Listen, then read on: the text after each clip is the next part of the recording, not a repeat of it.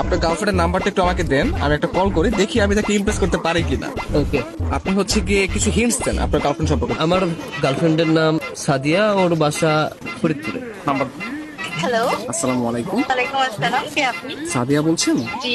আমাকে আপনি চিনবেন না, আমি আর কি আপনাকে অনেকদিন ধরে ফেসবুকে ফলো করি। কেন কল করেছেন? আপনার পরিচয় কি? অ্যাকচুয়ালি আমার নাম হচ্ছে মাহিন, তো আপনি আমাকে চিনবেন না, পরিচয় দিয়েও লাভ নেই। আপনি দেখতে যেরকম সুন্দর, আজকে কল করার পর মনে হলো আপনার বয়সটাও এরকম সুন্দর।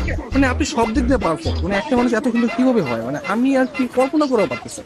ধন্যবাদ আপনাকে। আর কিছু বলবেন? আমি আবার অপরিচিত কারোর সাথে কথা বলি। দেখেন, পৃথিবীর প্রত্যেকটা জিনিসই কিন্তু হঠাৎ করে হয়। আপনি যে আজকে অপরিচিত বললেন, কালকে পরিচিত হতেও পারে। এখন পরিচিত হতে তার ক্ষতি নেই, তাই না? অবশ্যই। কথা আমি ক্লিয়ারলি শুনতে পাই না, আবার একটু বলবেন? শুনতে পাচ্ছেন না? হ্যাঁ, এখন শুনতে পাচ্ছি। মানে আপনার কথা শুধু আমার কানে না, আমার মনেও পৌঁছে যাচ্ছে। আপনি বলেন। আপনি অনেক ভালো ফ্লার্ট করতে পারেন। আমি কোনো ফ্লার্ট করতেছি না, আমি আসলে সত্যি মানে সত্যি কথাই বলতেছি। ধন্যবাদ। আপনি কোথায় থাকেন? আসলে ছোটবেলা থেকে আমি অনেক জায়গায় থেকেছি, কখনো ঢাকা, কখনো খুলনা, যশোর, মাদারীপুর, বাট এগুলো সবকিছু না টেম্পোরারি। আমি এখন বর্তমানে পার্মানেন্ট ভাবে নতুন একটা জায়গায় থাকতে যাচ্ছি। জি, সেই জায়গাটা কোথায়? আপনার মনে ব্যক্তিগত জায়গা হবে? না, আপাতত নেই। অপরিচিত কাউকে জায়গা দিতে চাচ্ছি। অপরিচিত বলতে আমরা চাইলে কিন্তু পরিচিত হতে পারি। আপনি চাইলে আমরা কথা বলতে পারি, দরকার ভিডিও কল অথবা মিটও করতে পারি। কিন্তু আমি তো আপনাকে দেখিনি, আপনি আমাকে দেখেছেন। রাতের দিকে তাহলে আমরা ভিডিও কলে আসি। আচ্ছা, আপনি তখন আমাকে হোয়াটসঅ্যাপে আপনার ছবি সেন্ড করেন। ও আচ্ছা। যদি মনে হয় যে না, কথা বলা যায় বা ভালো লাগে, তাহলে আমি আপনার সাথে কন্টিনিউ করবো, সমস্যা নেই। তো আপনি কোন ধরনের ফটো দেখতে যাচ্ছেন?